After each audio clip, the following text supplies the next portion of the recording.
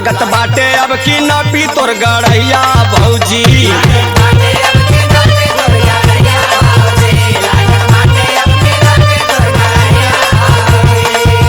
उसर बंजर जोतले हवाई त भैया भौजी, उसर बंजर जोतले हवाई त भैया भौजी। लागत बाटे अब की न पी तोर गड़ैया भौजी।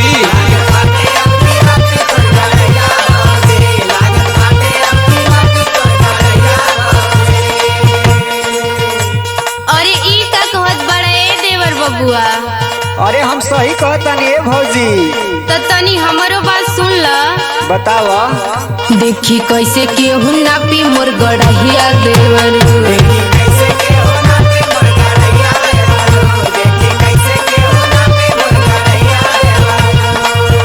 लिखल सैया जी के नामे ई गड़हिया देवरू, लिखल सैया जी के नामे ई गड़हिया देवरू। देखी कैसे केहू ना पी मोर गड़हिया देवरू।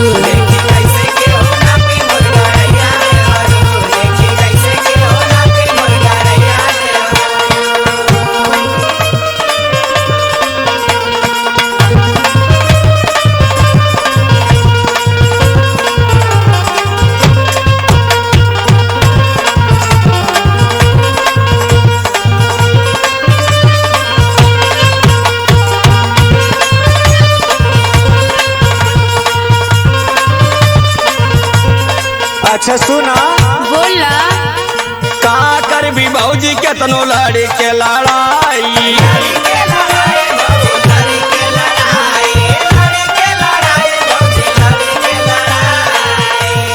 बेसिया जमीन तोरे गाँव ले आई।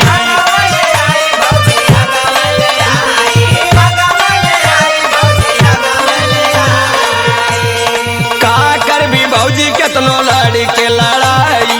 बेसिया जमीन तोरे गाँव ले आई। अब तक कारी बुलडोजरी चढ़ैया भौजी, अब तक कारी बुलडोजरी चढ़ैया भौजी। लागत बाटे अब की न पी तोर गड़ैया भौजी।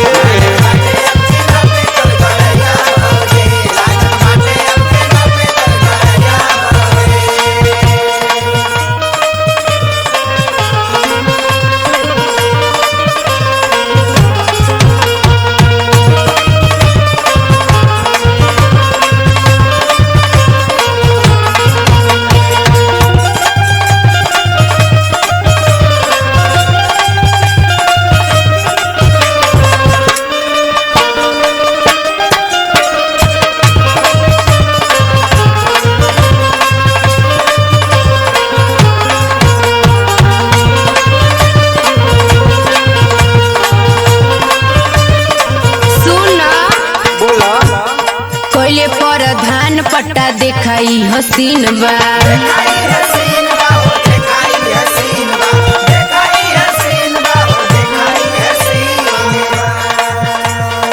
अखिया में गड़ल सबके हमरे जमीन बा।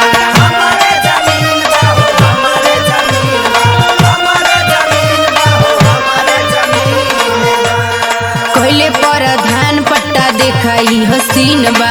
अखिया में गड़ल सबके हमरे जमीन बा।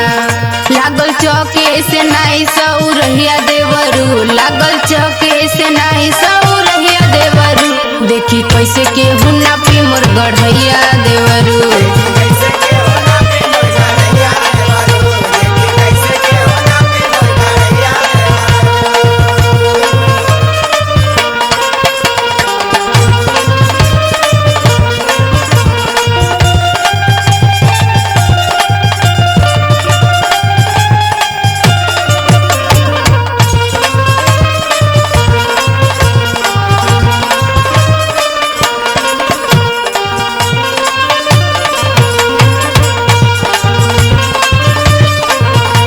अच्छा तो सुना तनी।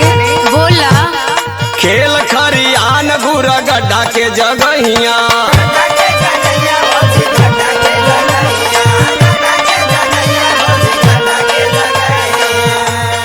नाली नाला बही भौजी छोड़ दे जहिया।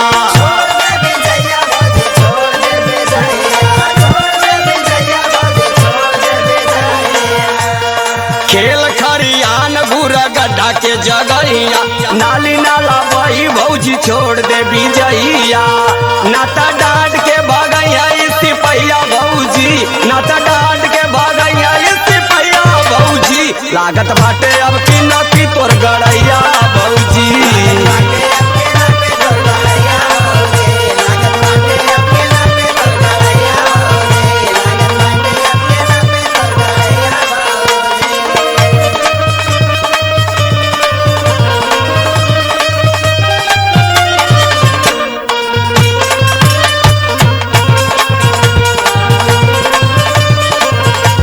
हाँ तो सुनो, बोला।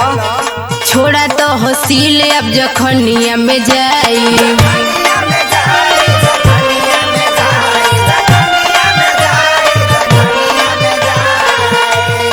राइटर रवि से हम नक्शा बनवाई।